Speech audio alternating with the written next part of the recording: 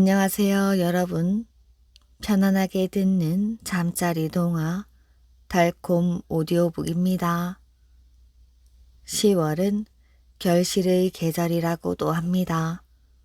여러분 모두 풍요로운 이 계절에 기쁨과 행복이 넘치시길 바랍니다. 오늘도 재미있는 이야기 들으시면서 편안한 밤 되시길 바랍니다. 바위 총각과 선녀.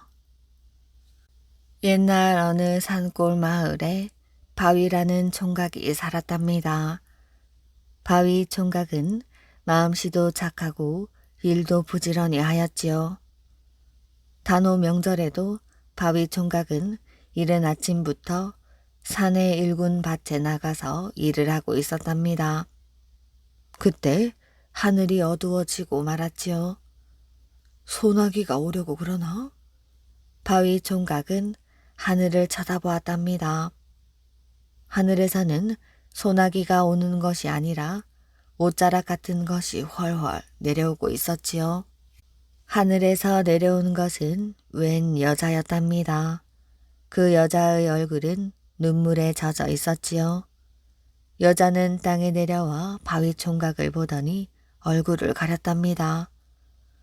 아가씨는 어디서 온 누구십니까? 바위 총각이 다가가서 물었지요. 저는 하늘나라에 사는 선녀인데 잘못을 저질렀기 때문에 쫓겨났답니다. 선녀는 이 말을 하고는 서럽게 흐느껴 울었답니다. 바위 총각은 선녀가 불쌍하게 생각이 들었지요. 이 산골에는 저희 집밖에 없습니다. 저희 집에 홀 어머니가 계신데 가서 함께 지내시지요. 고맙습니다. 바위 총각은 선녀를 데리고 집으로 돌아왔답니다. 아니, 웬 색시냐? 달덩이 같구나. 어머니는 아주 좋아했답니다. 어머니, 저분은 세상에 사는 사람이 아니라 선녀입니다. 하늘나라에서 잘못을 저질러 쫓겨났답니다. 그거 잘 되었구나. 네 색시를 삼으려무나. 안 됩니다, 어머니. 안 될 게 뭐가 있어. 저 색시에게 허락만 받으면 되지. 어머니, 그런 말씀 2번 다시 하지 마시고 어머니와 함께 지내십시오. 마음씨 착한 바위 총각은 선녀를 제 아내로 삼을 생각은 꿈에도 하지 않았답니다. 바위 총각은 선녀를 어머니 방에서 지내게 해주었답니다. 선녀는 바위 총각네 집에 살며 부엌 일을 했답니다. 어느 날 어머니가 선녀에게 넌지시 물어보았지요. 우리 바위가 아주 착하지? 네, 마음씨가 아주 착해요. 그 사람은 이 세상 사람 같지가 않아요. 색시, 우리 바위가 마음에 들어? 어머니는 선녀의 마음을 움직여서 며느리로 삼고 싶었답니다. 그러나 선녀는 쉽게 대답하지 않았지요. 선녀는 시키는 일만 하였답니다. 잠잘 때 어머니는 선녀에게 이렇게 말하곤 했답니다. 우리 바위는 30이 다 되도록 장가를 들지 못하고 있다오. 너무 가난하여 아무도 우리 집에 시집을 오려고 하지 않는 거라오. 선녀는 바위 총각이 불쌍한 생각이 들었답니다. 우리 바위가 마음에 들어? 그렇지만 선녀는 여전히 대답을 하지 못했습니다. 바위 총각은 제 방에서 선녀의 집신을 삼고 있었답니다. 그러나 선녀의 발에 꼭 맞게 삼기가 힘들어 몇 번을 풀고 다시 삼곤 했답니다. 달 밝은 날 밤 바위 총각은 집신을 삼아가지고 어머니와 선녀가 쓰는 방 안으로 들어갔답니다. 집신을 한 켤레 삼았는데 발에 맞을지 모르겠네요.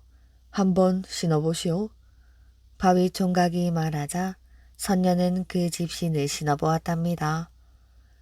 어쩜 꼭 맞아요. 선녀는 기뻐했답니다. 다음 날부터 선녀는 집신을 신고 나는 듯 다니며 일을 했답니다. 우리 바위 마음에 들어? 어머니가 선녀에게 말을 했지요. 네, 마음에 꼭 들어요. 선녀는 얼굴이 빨개졌답니다. 바위야, 저 색시가 너와 혼인하기로 마음을 먹었단다. 어머니는 바위 총각에게 달려가 말을 했지요. 바위 총각도 얼굴이 밝아졌답니다. 이리하여 바위 총각과 선녀는 냉수 한 그릇을 상위에 떠놓고 맞절을 하고는 부부가 되었답니다. 바위와 선녀는 함께 밭일을 다녔지요. 힘이 들 테니 당신은 쉬구려. 바위가 이렇게 말하면 선녀는 빙긋이 웃고는 더욱더 부지런히 일을 했답니다. 꼭 맞는 집신을 삼아주신 뒤로는 힘이 하나도 안 들고 또 온갖 근심을 잊을 수가 있어요. 그러나 밭 일을 마치고 물에 발을 씻을 때에는 선녀는 땅이 꺼져라 하고 한숨을 쉬었답니다. 왜 꼭 발을 씻을 때에는 한숨을 쉬시오? 집신을 벗으면 근심 걱정이 머릿속으로 몰려든답니다. 왜요? 저는 하늘나라에서 벌을 받아 1년 동안 아래 세상에 내려와서 살게 되었어요. 1년이 되면 하늘나라에 올라가야 한답니다. 바위는 이 말을 듣고 선녀를 와라 끌어안았습니다. 안 돼요. 부부의 인연을 맺은 것은 두 사람이 죽을 때까지 함께 살기로 맹세하는 일이거늘 어찌 1년만 살고 헤어진단 말이오. 당신이 삼아준 집신만 신고 있으면 그런 근심이 싹 달아난답니다. 바위는 선녀에게 헤어지지 말고 끝까지 함께 살자고 다짐을 했답니다. 단온 날이 다가오고 있었지요. 선녀가 신은 집신도 거의 다 달았답니다. 바위는 밤을 새워가며 새로 아내의 집신을 만들었답니다. 잘 맞소? 네, 꼭 맞아요. 선녀가 땅 위로 내려온 지 꼭 1년이 되는 날 하늘에서 종이 울렸답니다. 그 소리를 듣자마자 선녀는 하늘나라로 올라가기로 되어 있었지요. 이때 선녀는 바위와 함께 밭에서 일을 하고 있었답니다. 여보, 무서워요. 왜 그러시오? 하늘에서 종소리가 들려왔어요. 저 소리는 저를 부르는 소리예요. 안 돼요. 하늘나라로 올라가지 말고 저와 죽을 때까지 여기서 함께 살아야 해요. 두 번째 종소리가 울려 퍼졌습니다. 여보, 나는 당신과 살고 싶어요. 선녀는 바위의 품에 꼭 안겼답니다. 세 번째 종소리가 온 세상을 뒤흔들어 놓았답니다. 하늘나라에서 선녀에게 빨리 올라오라고 재촉하는 소리였답니다. 여보, 무슨 일이 있더라도 절대로 당신 곁을 떠나지 않겠소? 한편 하늘나라에서는 종을 3번씩이나 울렸는데도 선녀가 올라오지 않자 사신을 보내어 어떻게 된 일인지 알아보도록 하였답니다. 선녀는 바위라는 총각과 부부가 되었습니다. 뭐라고? 귀양을 가서 인간 세상 총각과 함께 살다니? 옥황상제는 화가 났습니다. 벼락을 내려라. 이윽고 땅 위에 벼락이 치기 시작했답니다. 여보, 우리는 죽어도 같이 죽고 살아도 같이 삽시다. 바위와 선녀는 무슨 일이 있어도 떨어지지 않겠다는 듯 산 위에서 꼭 껴안고 있었답니다. 결국 두 사람은 함께 벼락을 맞고 그대로 바위가 되어버렸답니다.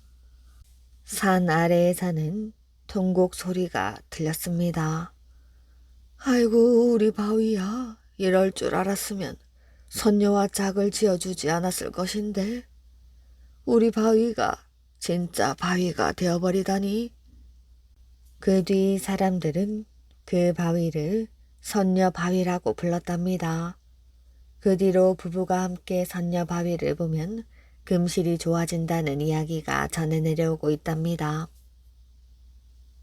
힘이 장사인 사람과 호랑이. 옛날 어느 마을에 김덕령이라는 사람이 있었답니다. 이 사람은 무등산의 전기를 받고 태어난 사람이라고 합니다. 힘이 장사며 술법을 쓸 줄 알고 임진왜란 때에는 많은 궁을 세운 장수였답니다. 김덕령이 아직 어머니 뱃속에 있을 때의 일입니다. 김덕령의 어머니는 호랑이에게 잡아먹힐 팔자를 지니고 있었지요. 어느 날 김덕령의 어머니는 밭에서 일을 하고 있었답니다. 그때 어디선가 늙은 중 하나가 나타났지요. 이 중은 지나가던 사람을 보고 나는 중이 아닙니다. 나는 호랑이지요. 나는 이 시각에 저기 저 밭에 일을 하고 있는 여자를 잡아먹고 사람으로 환생하게 되어 있습니다. 내가 하는 것을 보고 계십시오. 하더니 제주를 3번 넘고 남산만한 큰 호랑이가 되어가지고는 그 밭으로 갔답니다. 그러더니 밭 주위를 빙빙 돌기 시작하였지요. 호랑이는 한참 동안 밭 둘레를 뛰어다니면서 돌더니 다시 제주를 3번 넘고 도로 중이 되어 가지고 사람이 있는 데로 오더니 암만 해도 저 여자를 못 잡아먹겠는데요. 밭으로 들어가려고 하면 불칼이 둘레를 빙 둘러서 뛰어들어갈 수 없게 하는군요. 오늘 이 시간을 놓쳐 나는 사람으로 다시 태어날 수 없게 되었습니다. 이렇게 말하고는 어디론가 사라져 버렸답니다. 김덕령의 어머니는 호랑이에게 잡아먹힐 팔자였는데 명산의 전기를 탄 김덕령이가 뱃속에 있었기 때문에 천지신명님이 살려준 것이지요. 김덕령은 10살이 조금 넘었을 때 담양에 있는 외갓집에 갔답니다.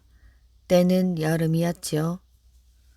날이 가물어서 사방에서 논에 물대는 일로 물싸움이 많이 일어났답니다. 외갓집에서 물댈 차례가 되었는데 힘께나 쓰는 이웃집에서 자기들이 물을 대야 한다고 까닭없이 물을 빼앗아 갔습니다. 김덕령은 이것을 보고 그러지 말라고 싸움을 말리려고 했습니다. 그러니 이 사람들은 이 조그만 꼬마 놈이 어른들이 하는 일에 어디 나서는 것이야? 하고 벼락같이 소리를 지르며 괭이로 내리치려고 했답니다. 김덕령은 날쌔게 그 괭이를 빼앗아 괭이 날을 엿갈에 늘리듯 늘려가지고 그 사람의 양손을 한데 합친 다음 늘어진 괭이 날로 휙 감고서 땅에다 콱 박아버렸답니다. 그러니 그 사람은 허리까지 땅 속에 박혔지요. 또 하루는 뒷간에서 뒤를 보고 있었답니다. 그때 호랑이 한 마리가 와서 김덕령이 뒤를 보고 있는 뒷간 문 앞에 앉아 있었답니다. 김덕령이 나오면 잡아먹으려고 앉아 있는 것이지요. 그때 호랑이 뒤에서 무슨 소리가 났답니다. 그러니 호랑이는 그것을 보려고 뒤돌아섰답니다. 김덕령은 뒷간에 앉은 채 얼른 호랑이 꼬리를 붙잡았지요. 호랑이는 깜짝 놀라 달아나려고 했답니다.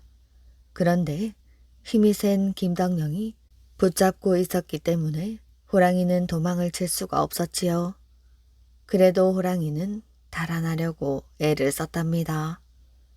그런데 김덕령은 발 뒤꿈치만 조금 달싹달싹 할 뿐 끌려가지 않았지요. 김덕령은 호랑이의 꼬리를 잡고 땅에다 메어쳐 호랑이를 잡았답니다. 어느 해 추석날 김덕령이 담양의 외갓집에 갔더니 마침 담양 원님과 창평 원님이 각각 제골 사람들을 데리고 씨름판을 벌이고 있었답니다. 창평원님은 가리떼중을 데려다 씨름을 붙이고 있었지요. 이 가리떼중은 어찌나 힘이 세던지 담양 쪽의 씨름끈을 다 때려눕히고 의기양양해서 서 있었습니다. 가리떼중은 담양편에 덤빌 놈 없는 것이야? 있거든 어서 나오너라. 하고 큰 소리를 지르며 모여있는 사람들을 깔보고 있었답니다. 김덕령이 말을 했지요. 내가 나가서 한번 해보겠다. 그리고 두 원님이 있는 데로 가서 이 씨름판에서 사람이 죽어도 괜찮습니까? 하고 물었답니다. 두 원님은 그래도 괜찮다고 했지요. 김덕령은 그 말을 듣고 두루마기며 버선을 벗고 씨름판으로 나갔답니다. 가리떼중은 김덕령을 보더니 어디서 이런 꼬마가 나와 감히 씨름을 하자고 하는 것이야? 하며 상대도 하려들지 않았습니다. 그러나 김덕령은 씨름이나 해보고 큰 소리를 치라고 했지요. 그러니 이 가리떼중은 화가 나서 호랑이 같이 달려들어 집어내던지려고 했답니다. 그런데 가리떼중은 도리어 김덕령에게 붙잡혀 씨름판 땅바닥에 매다 꽂혀 몸뚱이는 땅 속으로 들어가고 목만 남게 되었답니다. 구경꾼들은 이것을 보고 큰 소리를 지르며 법석이었지요. 이렇게 되고 보니 너무 분하여 또 하나의 가리떼중이 나와 덤벼들었답니다. 김덕령은 그 중을 대번에 헌신짝 들듯이 들어서 씨름판 밖으로 내던졌답니다. 김덕령의 할아버지는 서울에 살았답니다. 그때 할아버지는 못된 대신 때문에 죄를 뒤집어쓰고 죽음을 당했지요. 그래서 그 아들인 김덕령의 아버지는 훌륭한 아들을 두어서 그 원수를 갚으려고 결심을 하였답니다. 김덕령의 아버지는 20년 동안 각지의 이름난 산을 돌아다니며 훌륭한 아들을 낳게 해달라고 치성을 드렸답니다. 그 정성이 뻗쳐서 김덕령을 낳게 된 것이라고 하지요. 김덕령은 어려서부터 힘이 세고 여러 가지 술법을 익히고 있었답니다. 김덕령은 어려서부터 아버지에게 할아버지가 몹쓸 대신에게 억울하게 죽임을 당한 말을 자주 들었답니다. 그래서 할아버지의 원수를 갚아달라는 말도 많이 들었지요. 그래서 남몰래 무술도 열심히 익혔답니다. 그리고 그곳에 있는 유명한 대장장이에게 신검을 한 자루 만들어 달라고 부탁을 하였지요. 대장장이는 김덕령의 속마음을 알았던지 온갖 정성을 들여 칼을 한 자루 만들어 주었답니다. 김덕령은 대장장이에게 고맙다. 이 칼을 만들었다는 말은 절대로 입 밖에 내지 말거라. 하고 단단히 부탁을 했답니다. 김덕령은 바둑을 두었지요. 날마다 이웃집의 부잣집 아들과 바둑을 두며 지냈답니다. 그리고 가끔 바둑을 두다가 잠깐 밖에 나갔다 들어오기도 하였답니다. 어느 날 밤 김덕령은 보통 때와 같이 부잣집 아들과 바둑을 두었지요. 그러다가 잠깐 밖으로 나갔답니다. 김덕령은 그 검을 들고 죽지법을 써서 서울에 가서 그 원수인 대신의 목을 쳐 죽이고는 바로 광주로 돌아와서 두던 바둑을 두었답니다. 서울에서는 갑자기 대신의 목이 잘려 죽었으므로 그 집안에서는 야단이 났답니다. 대신 집의 사랑방 하인이 대신을 죽인 놈이 광주의 김덕령이라고 하였지요.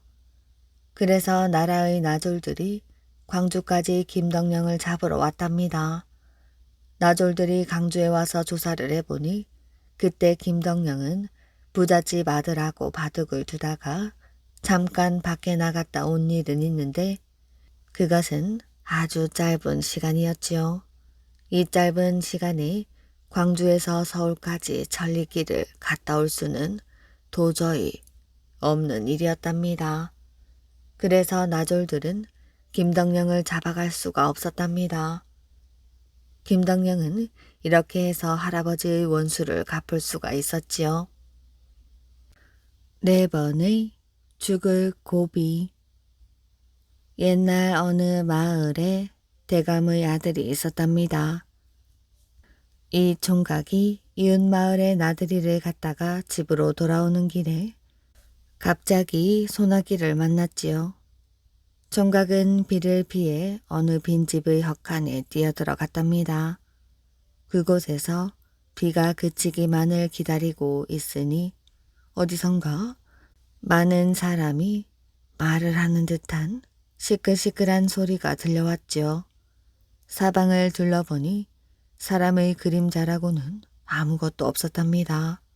마을 귀신들이 득실득실 하는군. 총각은 원래 겁이 없고 담이 센 편이라 보자기를 들고 소리나는 쪽으로 가 마을 귀신들을 모조리 보자기에 퍼담고 꼭 묶었답니다.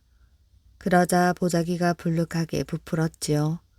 총각은 보자기를 들고 집으로 왔답니다. 내 놈들을 그대로 놔두었다간 사람들에게 해만 끼칠 것이니 이 속에서 푹 쉬고 있거라. 총각은 보자기를 다락방에 처박아 놓았답니다. 며칠 후 총각은 장가를 가게 되었답니다. 혼인 잔치가 있기 바로 전날 총각의 집에 있는 늙은 하인이 총각의 다락방에 올라가 물건을 정리하고 있었답니다. 그러다가 보자기를 발견하고는 귀퉁이를 살그머니 풀어보았지요. 그러자 뜻밖에도 속에서는 사람의 말소리가 들려왔답니다. 하인은 눈이 휘둥그레져서 들어보았지요. 아이고 답답해라. 내 이놈의 총각을 혼내줘야지. 글쎄 말이야. 그놈 때문에 이렇게 갇혀있는 걸 생각하면 당장에 요절을 내고 싶지만 내일 장가를 간다고 하니 그때 혼을 내줘야지. 하는 그 소리는 다름 아닌 말귀신들이 떠들어대는 소리였답니다. 나는 제일 먼저 요 앞 고개에 있는 샘물의 독이 되어 총각이 물을 마시면 그 자리에서 죽게 해야겠어.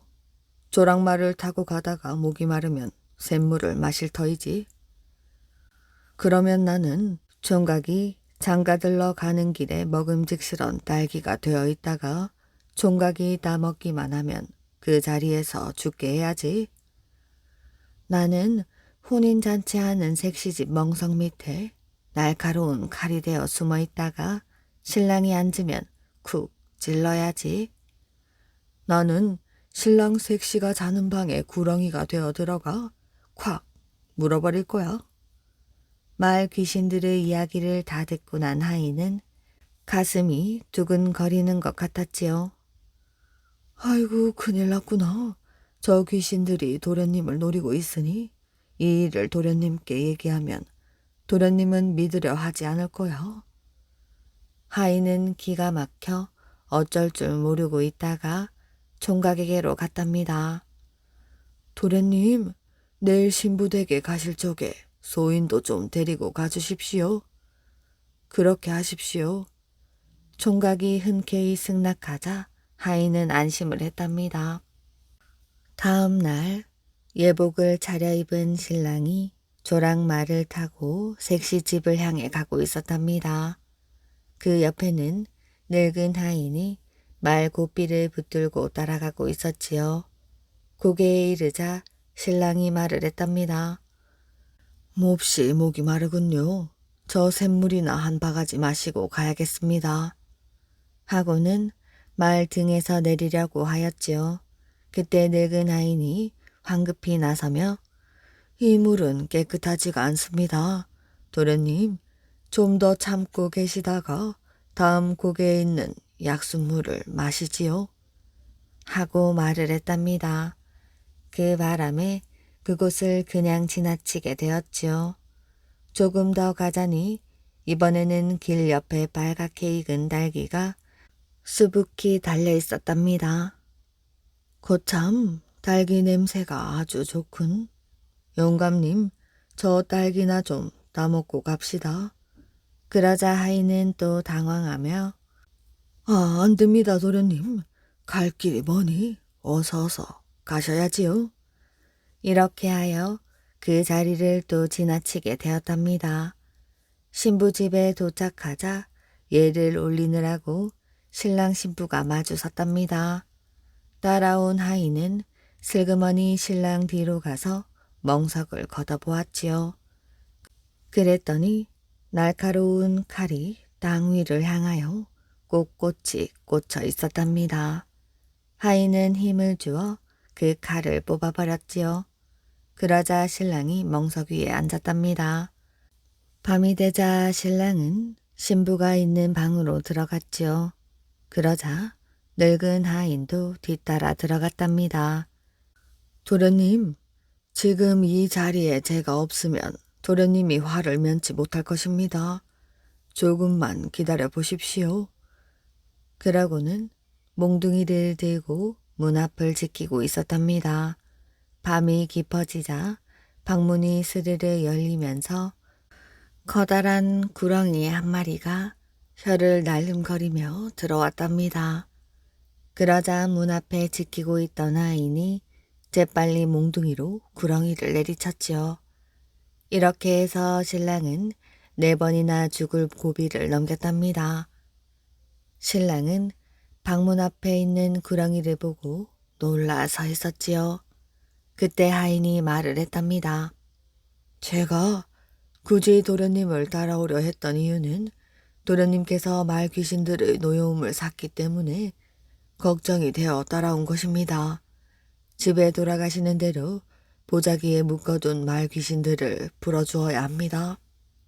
이 말을 들은 신랑은 집으로 돌아가는 즉시 보자기를 들고 나와 마당에다 풀어놓았답니다. 자유를 만난 귀신들은 신나게 떠들어대면서 그곳을 떠났다고 합니다. 복이 없는 귀신. 옛날 어느 마을 구두쇠 집에 털을 잡고 사는 귀신이 굶어 죽을 지경에 이르렀답니다. 다른 귀신 친구들은 초하루와 보름은 막걸리에 북어포라도 얻어먹을 수가 있었지요. 그런데 이 복이 없는 귀신이 와 있는 이 집은 주인이 어떻게나 구두쇠인지 떡과 술은커녕 끼니도 제대로 얻어먹기가 어려웠지요. 이렇게 하다가는 얼마 가지 않아 굶어 죽게 될 것이라고 귀신은 생각하였답니다. 그래서 귀신은 한 가지 꾀를 생각해냈지요. 어느 날 귀신은 그 집에 있는 개를 지붕 위에 올려놓았답니다. 옛날부터 개가 지붕 위에 올라가면 집안이 망한다고 하여 개를 때려잡는 것을 알고 있었기 때문입니다. 개를 잡는 날에는 국물이라도 한 그릇 돌아오게 될지 모른다고 생각을 했지요. 마침 밖에 볼일을 보고 돌아오던 구두쇠는 지붕 위에 있는 개를 보고는 허참 영특한 짐승이로구나 하고 말하더니 집 앞을 오가는 사람들을 잡고는 우리 개를 좀 보시오. 멀리서 오는 도둑까지 지키느라고 저렇게 높은 지붕 위에까지 올라가 있으니 얼마나 영특합니까? 구두쇠는 이렇게 떠들어댔답니다. 귀신의 생각은 완전히 빗나가고 말았지요. 그렇다고 해서 귀신은 물러설 수가 없었답니다. 귀신은 다시 외양간에 묶여있는 소를 벌렁 눕게 하여 네 다리를 천장 쪽으로 지켜들고 있게 해두었습니다. 귀신의 생각으로는 소를 이렇게 해두면 병든 소라고 생각한 구두쇠가 잡아먹을 것이라고 생각했기 때문이지요. 그런데 구두쇠는 그 소를 보더니 우리 집 소는 참 똑똑하기도 하지. 외양간 바닥이 질척거리니 벌렁 누워 네 다리를 말리고 있어. 하고 말하는 것이었습니다. 귀신은 이렇게 하다가는 굶어 죽을 날도 며칠 남지 않았다고 생각을 했지요. 이제 더 좋은 생각도 떠오르지 않았답니다. 할 수 없이 귀신은 줄인 배를 움켜쥐고 귀신의 우두머리를 찾아가게 되었지요. 귀신은 우두머리 귀신에게 구두쇠에 대해서 낱낱이 일러바쳤답니다. 귀신의 이야기를 듣고 있던 우두머리 귀신이 말했지요. 좋은 수가 있으니 걱정 마라. 우두머리 귀신은 가죽으로 된 머리대 하나와 쐐기, 망치를 내주었답니다. 자, 이것을 가지고 그 구두쇠에게 씌우고 돌아가며 쐐기를 바꿔라. 머리가 아프면 구두쇠도 별 수 없이 죽이라도 쑤어서 뿌리며 빌 테니까. 고맙습니다. 그럼 가서 곧 그대로 하겠습니다. 그렇게 해서 귀신은 그 물건들을 가지고 구두쇠 집으로 돌아왔답니다. 마침 구두쇠는 낮잠을 자고 있었지요. 이번에는 정말 맛을 보여주겠어. 귀신은 마음속으로 이렇게 다짐을 하고는 일을 시작했답니다. 먼저 머리테를 구두쇠의 머리에다 씌웠지요. 그리고 관자놀이에다가 굵은 쐐기를 3개 박았답니다. 그러자 갑자기 구두쇠는 벌떡 일어나 앉더니 죽는 소리를 내기 시작하였지요. 아이고 머리야. 갑자기 왜 이렇게 머리가 아프지? 구두쇠는 이렇게 말하면서 얼굴을 찌푸렸답니다. 그러자 귀신은 더 힘차게 구두쇠의 머리에 연신 쐐기를 박았답니다. 아이고 머리야. 구두쇠는 이제 더 큰 소리를 지르며 방구석을 헤매고 다녔답니다. 집안 식구들이 하나둘씩 모였지요. 맛이 어떠냐? 지금까지 이놈에게 아무것도 얻어먹지 못한 원수를 톡톡히 갚아주겠어. 귀신은 신바람이 났답니다. 그래서 귀신은 쐐기를 자꾸만 박았지요. 구두쇠는 금방 죽을 것 같은 얼굴을 하고 있었답니다. 이마에서 땀방울이 굴러떨어지고 있었지요. 아이고 얘들아, 대체 이놈의 머리속이 어떻게 되었느냐? 구두쇠는 고래고래 소리를 질렀답니다. 그럴수록 귀신은 더 신나게 쐐기를 박았지요. 이놈, 이젠 죽이라도 쑤어서 귀신에게 빌겠지? 하고 생각을 하니 기쁘기 짝이 없었답니다. 이놈의 골속이 어떻게 되었는지 도끼로 쪼개보면 시원할 것 같구나. 아이고 머리야. 얘들아, 마당에 있는 도끼를 좀 가지고 오너라. 귀신은 이 말을 듣고 그만 깜짝 놀라고 말았지요. 도끼로 자기 머리를 쪼개겠다고 하니 정말 지독한 구두쇠라고 생각을 했답니다. 무엇들하는 것이야? 빨리 도끼를 가지고 오라니까. 귀신은 큰일이 났답니다. 구두쇠가 죽는 것은 상관없지만 그렇게 되면 우두머리 귀신에게서 빌려온 머리태와 쐐기가 망가지게 될 것이기 때문이지요. 이 물건들은 쓰고 난 다음에 꼭 돌려주기로 되어 있었던 것이지요. 안 되겠다. 어서 벗겨야지. 이렇게 생각한 귀신은 얼른 머리태와 쐐기를 벗겨가지고 달아났답니다. 그리고 우두머리 귀신이 있는 곳으로 갔지요. 그래, 일은 잘 되었겠지? 말씀하십시오. 그 구두쇠는? 귀신은 지금까지 있었던 일을 처음부터 끝까지 이야기하였답니다. 그러자 이야기를 듣고 난 우두머리 귀신은 길게 한숨을 쉬고는 너는 참으로 복 없는 귀신이로구나 하고 말했답니다. 원수와 혼이 난 공주. 유모, 아니 여보, 이젠 더 걸을 수가 없으니 그만 갑시다. 한 발자국도 떼어놓을 수가 없어. 무거운 다리를 질질 끌면서 허덕이던 총각 차림의 젊은 나그네가 앞에서 걷고 있던 늙은 남자 차림의 나그네를 향하여 애원을 하고는 그만 길 위에 쓰러지고 말았답니다. 앞서 걷던 늙은 나그네는 젊은이 앞으로 되돌아와서 자기의 보찜을 내려놓고는 젊은이가 등에 진 보따리를 벗겨주면서 해가 이미 저물게 되었는데 이러시오면 어쩌시나요? 이거 큰일이옵니다.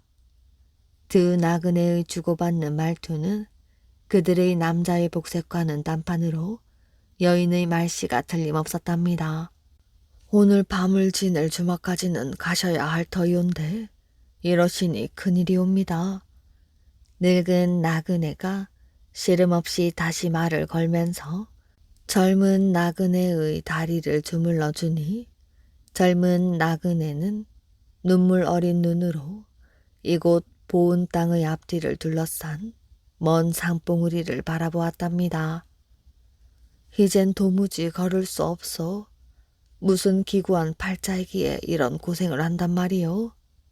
얼마 동안 서로 위로를 하면서 두 나그네가 앉아 있었는데 그들이 걸어온 길로 나무꾼 한 사람이 나무를 지고 오더니 두 나그네가 앉아있는 근방까지 와서는 나무찜을 벗어놓고 쉬는 것이었습니다.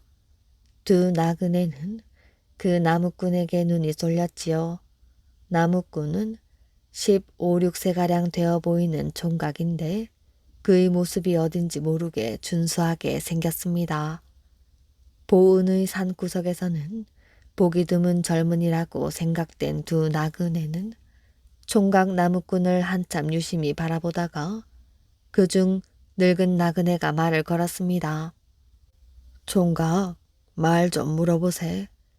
예서 얼마나 가야 주막집이 있는가? 주막이 있는 등리까지 가자면 아직도 10리는 더 가야 합니다. 그건 그렇고 어디서 오시는 길인가요? 총각은 씩씩한 말투로 이렇게 대답을 하면서 두 나그네를 매우 동정하는 것이었습니다. 두 나그네에게 대하는 나무꾼의 태도는 공손하고 믿음직스러웠지요.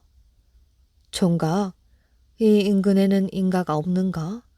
해도 기울어 가니 여기 근처에서 쉬도록 하였으면 좋겠는데. 늙은 나그네는 어디서 무슨 일로 왔느냐는 물음에는 아무런 대답 없이 하룻밤 묵을 집만을 묵기에 바빴답니다. 이 말에 나무꾼은 지게 작대기로 땅을 긁적거리면서 무엇인가를 한참 동안 생각하더니 이 근방에는 인가가 드물어 유숙할 집이라고는 별로 없답니다.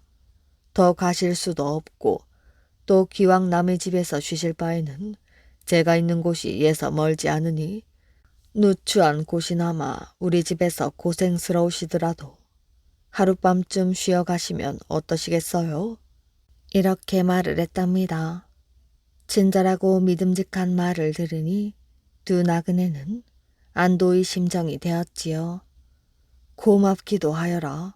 그렇게 해준다면 얼마나 고마울까? 젊은 나그네도 나무꾼의 말에 밝은 표정을 지었답니다.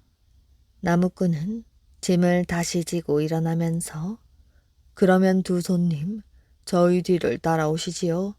하는 말을 남겨놓고는 나무를 치고 앞장을 섰지요. 두 나그네는 고마운 생각에서 나무꾼의 뒤를 따라 발을 재촉하였답니다. 나무꾼이 살고 있다는 집은 깊숙한 산 골짜기에 있는 큰 바위 틈을 이용하여 만든 토굴이었지요. 나무꾼의 집에 당도하자 두 나그네는 이 산중의 외딴 집을 어떻게 마련하였으며 또 다른 가솔도 없이 어떻게 이러한 곳에서 홀로 사는 것인가에 대하여 의심이 나기도 하였으나 그 나무꾼의 행동이 공손하고도 다정스러워 두 나그네의 심정은 제법 안심이 되는 것이었습니다. 집의 겉모양은 토굴에 지나지 않았으나 토굴 속을 들여다보니 뜻밖에도 가장 진물이 제법 값진 것이었음을 보고 어느 정도 의심이 가라앉기도 하는 것이었지요. 나무꾼이 토굴 앞에 짐을 벗어놓고는 누추하지만 앉아 계십시오. 제가 저녁밥을 마련하겠으니 어서 편히 쉬세요. 하며 명랑히 대접을 하는 것이었습니다. 이리하여 산골에서 저녁을 얻어먹은 두 나그네는 거기서 고단한 몸을 쉴 수가 있었던 것이지요. 다음 날 아침 늙은 나그네가 보찜에서 한 움큼의 배물을 꺼내서 나무꾼에게 내어주며 여보게 총각, 이런 산중의 넉넉지 못한 살림에 우리 두 사람이 그대로 신세를 끼칠 수 없는 일이니 이것을 팔아서 두 사람의 양신에 보태주어야 하겠네. 그러니 조금도 어려워 말고 팔아다 쓰게나. 이 말에 놀란 것은 젊은 나무꾼이었지요. 그는 두 눈이 휘둥그레지면서 이 물건은 예사 것이 아니지요. 이건 권례나 서울의 큰 대가에나 있는 물건이 틀림없으니 지금 이런 걸 잘못 팔았다가는 큰일이 생깁니다. 그러니 어서 감추어 두십시오. 저에게도 먹을 것이 약간은 예축되어 있어 당장의 끼니를 걱정하지는 않사오니 조금도 어려워 마시고 얼마 동안 그대로 쉬어 가십시오. 나무꾼은 이렇게 폐물을 팔기를 마음에 꺼려하는 것이었습니다. 나무꾼에게 이런 말을 들은 두 나그네는 그들의 본 바탕이 탄로날까 두려워졌지요. 이 두 나그네는 여느 백성이 아니었습니다. 젊은 나그네는 당시 임금인 세조의 따님인 공주요. 늙은 나그네는 그 유모였던 것이지요. 세조가 수양대군으로서 정권을 잡을 욕심에서 재상인 황보인을 비롯해 당시에 이름 높던 장군인 김종서와 같은 신하를 모조리 죽인 연후에 조카인 단종을 왕위에서 물리친 다음 이어서 성삼문 같은 사육신을 벌주 없애고 스스로 왕위에 올랐던 것입니다. 세조가 다시 단종의 모후 권씨가 묻힌 소능을 파헤쳐 백골을 강물에 띄어버리려는 것을 안 공주는 그의 어머니인 정희왕후에게 눈물로써 그 일이 부당함을 호소하였고 그의 아버지인 세조에게 나아가 상감마마께 소녀가 감히 아뢰옵니다. 마마께서는 왜 이다지도 무참하시옵니까? 썩은 백골이 무슨 죄가 있어 그러한 일을 하시렵니까? 제발 이번 일만은 거두어 주시옵소서 하고 눈물과 함께 간하였지요. 그러나 세조는 마음을 돌리기는커녕 도리어 크게 진노하였답니다. 이 요망스러운 것, 네가 무엇을 안다고 내가 하는 일에 왈가왈부하는고? 썩 내 앞에서 물러가지 못할까? 이렇게 꾸짖어 쫓고는 임금을 거슬렸다는 것으로 역시 무서운 벌을 내리려고 하였답니다. 이것을 안 공주의 어머니인 정희왕후는 이 틈에 끼어 어찌할 바를 몰랐지요. 세조의 무서운 진노를 풀 수도 없고 그렇다고 사랑하는 딸이 화를 입어 죽임을 당하는 꼴을 차마 볼 수도 없었답니다. 그래서 모녀의 정을 끊더라도 몰래 달아나게 하여 공주의 유모를 안동시켜 궁중의 보물을 주어 몰래 낙향을 시켰던 것입니다. 그리고 세조에게 전하기를 급병으로 죽었습니다. 하고 알렸던 것입니다.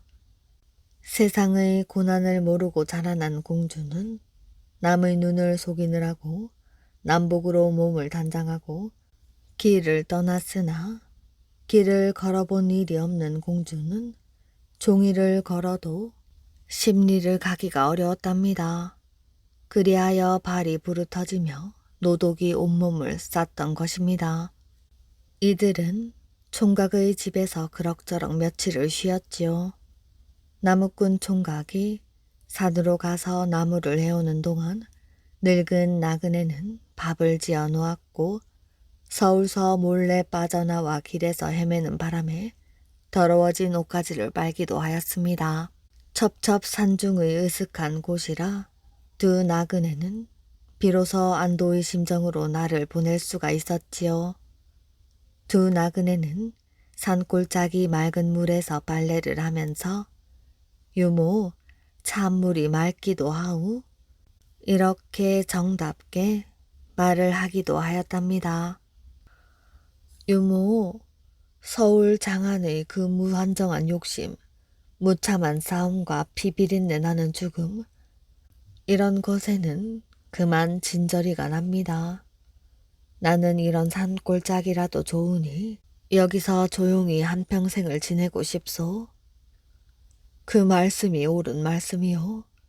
여기는 새소리를 벗삼는 곳이니 인간들의 추잡한 싸움이 있을 수 있습니까? 여기서 사신다면 얼마든지 착한 삶을 할 수 있지 않겠습니까? 공주와 그의 유모가 이런 말을 주고받는데 마침 나무를 해서 지게에 지고 산을 내려오던 총각이 그들의 이야기를 듣고야 말았던 것입니다. 깜짝 놀란 것은 나무꾼 총각이었지요.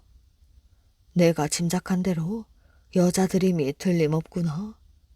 더구나 서울의 어느 재상가의 아낙대들인데 기필코 수양대군에게 남자들이 도륙을 당하자 서울을 빠져나온 것임에 틀림이 없다. 가엾은 신세로구나. 나무꾼 총각은 이렇게 생각을 하고 개울 앞으로 나아가면서 말을 붙였습니다. 지금 대강 두 분의 말씀을 들었소이다. 실상은 나도 서울의 사부집 자식으로 가화를 피해 이리로 와서 몸을 숨기고 있는 터입니다. 두 분이 모두 남자가 아니고 여염집 귀부인임을 잘 알고 있습니다. 그러니 조금도 염려들 마시고 여기서 편히 지내십시오. 이 말을 들은 두 나그네는 놀라지 않을 수 없었고 또 자기의 바탕을 이야기하지 않을 수도 없었습니다. 늙은 나그네가 사실을 말하였지요. 유모가 눈물과 함께 신세의 가엾음을 털어놓았답니다. 그러나 공주라는 말은 하지 않았지요. 총각이 눈물을 글썽이며 말을 했습니다. 이제 말씀드린 대로 저도 화를 피하는 길인즉 어차피 같은 처지이니 여기서 그럭저럭 지내보시지요. 이 총각은 다른 사람이 아니라 수양대군의 철퇴의 부자가 무참히도 맞아 죽은 김종서 장군의 손자 승규의 아들이었지요. 온 식구가 어육이 되는 판국에 자기 혼자의 힘으로는 그의 아버지와 조부의 원수를 갚을 길도 없고 기울어지는 조정의 형세를 버틸 도리도 없을 뿐 아니라 장 안에서 기웃기웃하다가는 도리어 자기 일신상에도 크게 화가 미칠 기세가 보이므로 몸을 숨길 생각으로 먼 곳으로 종적을 감추어 김씨의 혈육이나 끊기지 않게 하고 원통하게 돌아가신 그의 조부와 부친의 향화나 받들겠다는 생각으로 장안을 몰래 빠져나와 방향 없이 깊은 산중만을 찾아 달리다 마침 이 보은 속리산에 이르러 산 기슭에 토구를 만들어 이곳에 숨어 나무도 하고 품도 팔아 겨우 살아가고 있었답니다. 이 총각이 이렇게 난리를 만나 서울을 떠난 후 그의 조부와 같이 어린 단종을 보호하던 여러 재상들이 모조리 화를 입어 죽지 않으면 형벌을 피하여 시골로 달아난다는 소문이 뒤를 이어 들리던 차에 이 처녀와 노인의 전경을 보니 저 사람들도 나와 같은 처지를 당한 모양이로구나.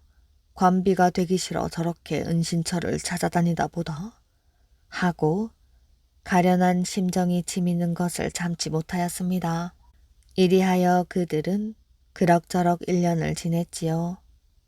성숙한 처녀와 관연한 총각은 부재 중에 정이 들게 되었고 또 이성간에 무사할 수도 없는 것도 당연한 일이어서 그들은 그만 부부의 인연을 맺고 말았답니다. 이에 하루는 공주가 그 유모에게 총각과 부부의 정을 통한 것을 고백하여 유모, 저분과 그만 내외의 인연을 맺고 말았으니 이곳이 아무리 심산유곡이고 외인이 없는 곳이지만 그래도 백년가약을 맹세하는 일에 아무런 예가 없을 수 없으니 유모가 성례하도록 마련을 해주오. 옳은 말씀이옵니다.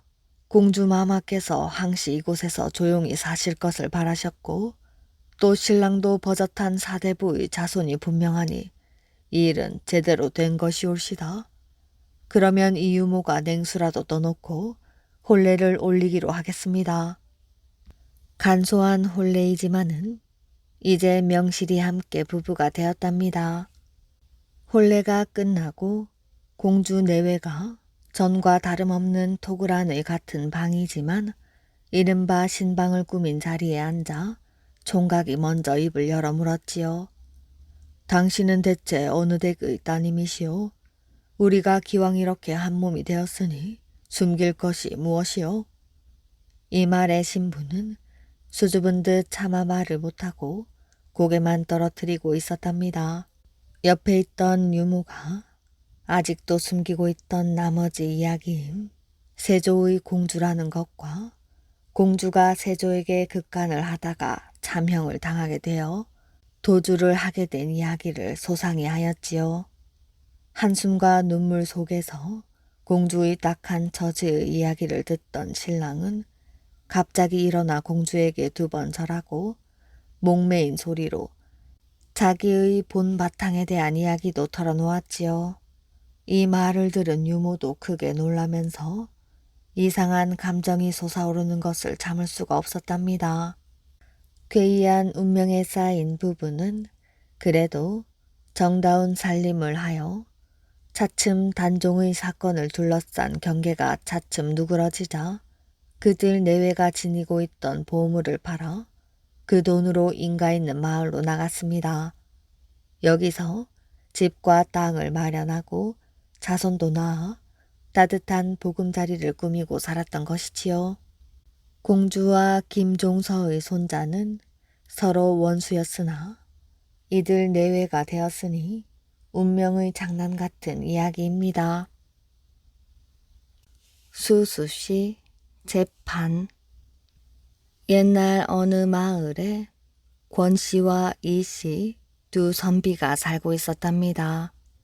2선비는 세상에 둘도 없이 친한 친구 사이였지요. 여보게, 우리 생일이 한날 한시라서 그런지 꼭 쌍둥이 형제 같지 않은가? 그렇고 말고 우리 평생 서로 환형제처럼 지내세.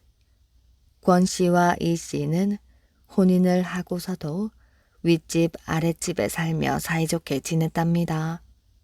그런데 권씨는 아들을 셋이나 낳았지만 이씨에게는 웬일인지 자식이 생기질 않았답니다. 자네는 아들 3형제나 두었으니 얼마나 좋은가? 정말 부럽네. 너무 상심하지 말게. 이번에 또 아들을 갖게 되면 자네에게 주겠네. 이 일은 알려져서 좋을 게 없으니 자네하고 나하고만 아는 비밀로 해두세. 권씨는 이씨를 동정하여 이씨의 아내가 임신한 척 꾸미게 하였답니다. 그리고 아무도 모르게 아들을 낳아 주었지요. 이씨는 이 아들이 너무나 소중하여 금이야 오기야 애지중지 온갖 정성을 다해 키웠답니다. 그래서인지 이씨의 아들은 효성이 지극할 뿐 아니라 자랄수록 더욱 총명해졌답니다. 그리고 마침내 일찍이 과거 시험에 장원급제까지 하였답니다.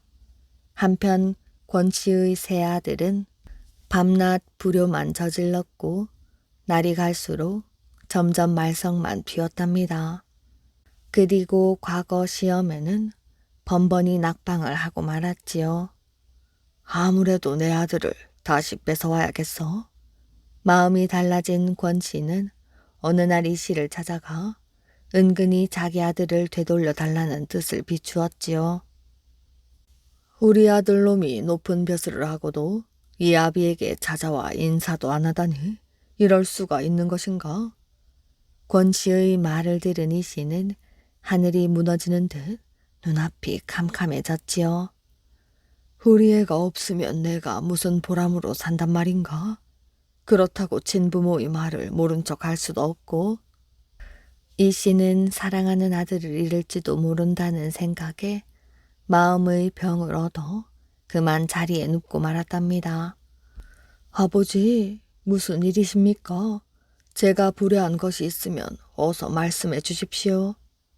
아들의 눈물 어린 부탁에 이 씨는 더 이상 숨기지 못하고 그동안 있었던 사실을 말해 주었답니다. 너를 낳아주신 분은 따로 있다. 이제 너를 찾고자 하니 어쩌면 좋겠느냐? 아버님, 그 일이라면 아무 걱정 마시고 제게 맡겨주십시오. 며칠 후 이 씨의 아들은 아버지의 친구들을 모두 초대하여 잔치를 베풀었답니다. 그리고 잔치가 무르익어 이야기판이 벌어지자 아들은 이야기를 꺼냈답니다.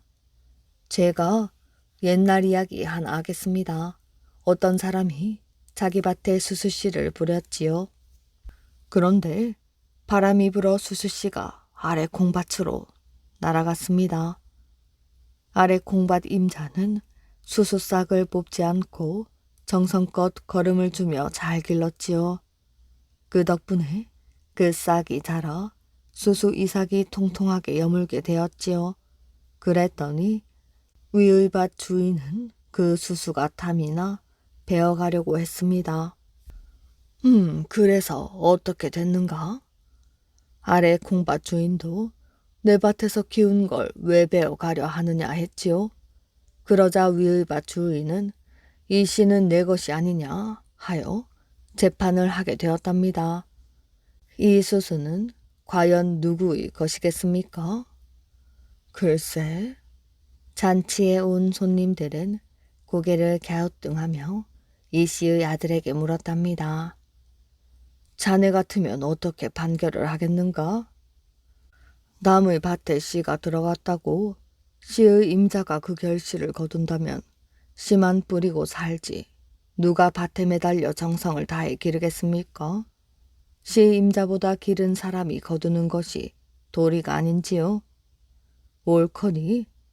손님들은 모두 고개를 끄덕였답니다.